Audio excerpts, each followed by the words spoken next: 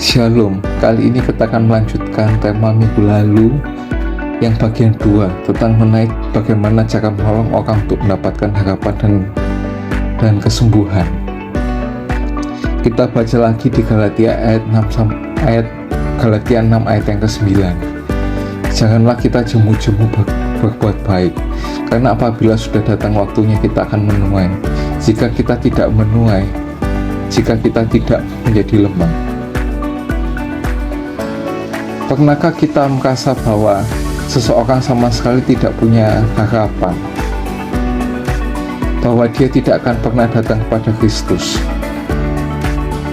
Mungkin itu adalah keluarga kita yang pecandu alkohol, orang tua yang pecandu narkoba, atau tetangga yang mempunyai ketergantungan.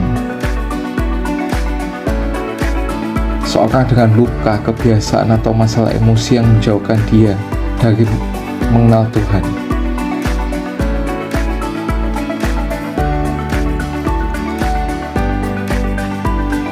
Seperti yang katakan di minggu lalu, gak ada seorang pun yang di luar jangkauan Tuhan Yesus.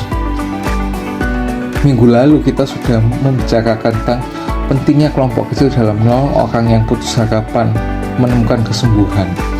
Dari cerita dalam Lukas 5 tentang sekelompok orang laki-laki yang membawa teman mereka yang lumpuh kepada Tuhan Yesus untuk disembuhkan, kita belajar 3 karakter kelompok kecil yang Tuhan pakai untuk menyembuhkan orang yang dianggap orang lain tidak ada harapan.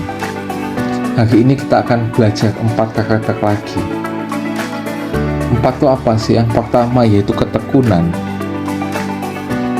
Kita semua kadang-kadang mengalami patah semangat ketika kita mencoba menjangkau keluarga, teman, dan kenalan kita dengan Injil.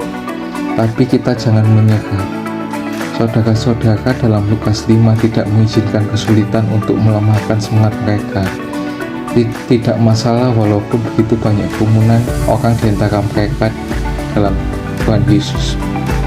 Yang kedua yaitu inovasi. Mereka berani melakukan sesuatu yang berbeda. Mereka begitu kreatif dengan naik ke atap dan membuka atap itu untuk menurunkan kawan mereka yang lumpuh ke hadapan Yesus. Bayangkan mereka membuat tempat itu berantakan. Memang pelayanan itu dalam tanda kutip kotor karena melibatkan orang.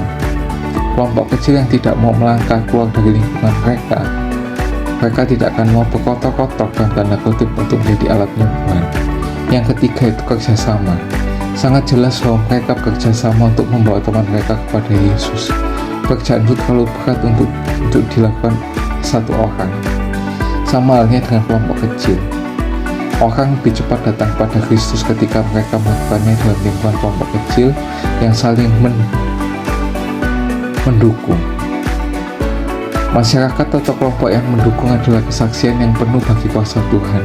Yang terakhir adalah pengorbanan. Pernahkah kita merasa penasaran siapa kira-kira yang membayar perbaikan atap yang rusak dalam cerita itu? Ya, mungkin teman-teman laki-laki yang lumpuh itu yang rusak itu. Mereka tidak akan membongkar atap lalu meninggalkannya begitu saja agar orang lain memperbaikinya. Entah itu waktu, uang, usaha, atau apa saja, selalu ada harga yang dibayar untuk membawa orang kepada Kristus. Lukas 16 ayat yang 9 berkata, "Dan aku berkata kepadamu, ikatlah persahabatan dengan menggunakan mamon yang tidak jujur, supaya jika mamon itu tidak dapat menolong lagi, kamu diterima di kemah abadi." Nah, kelompok kecil itu harus mau berkorban jika mereka hendak menjadi agen penyembuhan di dunia. See you and God bless you.